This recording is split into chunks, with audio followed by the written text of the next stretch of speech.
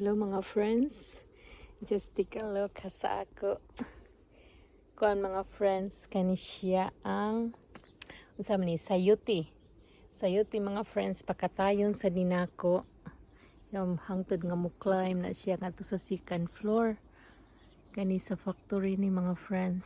Second floor sa factory na diha ang kitchen sa mga magtrabaho para di kaayo ang aircon nganhi mga friends, gikawat na wire na lang.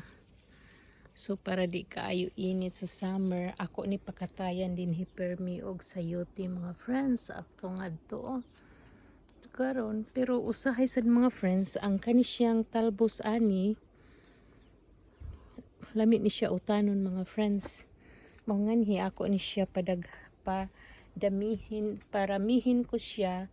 Tapos yung talbos minsan ipangsahog ko sa sa pork. Masarap siya mga friends, at saka diuretic to, yung natin sa panglinis ng ating kidneys. Yun, parang na siya. Yun, ay nako, parang may tumawag mga friends sa akin. Raw, yung bee. Puntahan natin yung honey bee. Parang nagkagulo doon.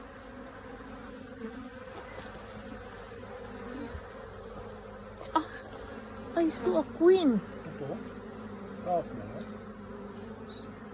Taas na iya.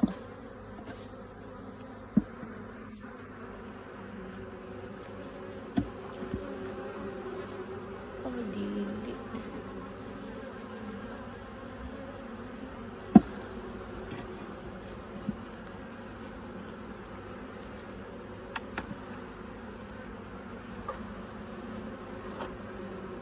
Kana queen if like naadaghan cover pa no.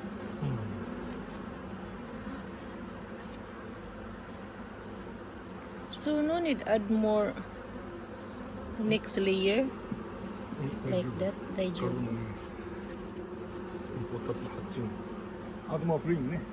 So ni mga friends, nag-arrange mi sa bees kay nagwarman ang duha ka queen niya. Miran away ang new queen, so amo separate og new territory siya. Yun ani ang beekeeper mga friends. Picture na sa queen.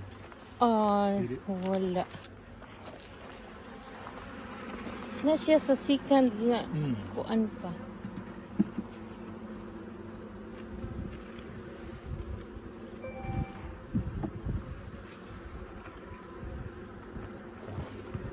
Kana for comb, honeycomb ni.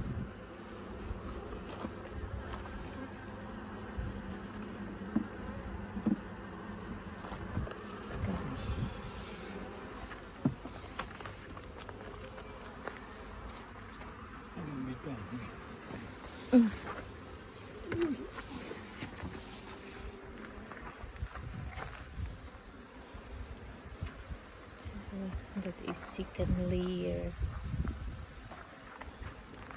Kana, that is new. Asuka. So that is for today mga friends. That is a new territory of a young queen. And then the other one.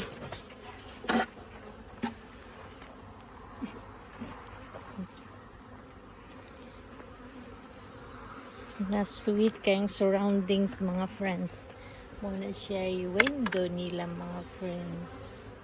Kana ang ilang entrance. That's all for today mga friends.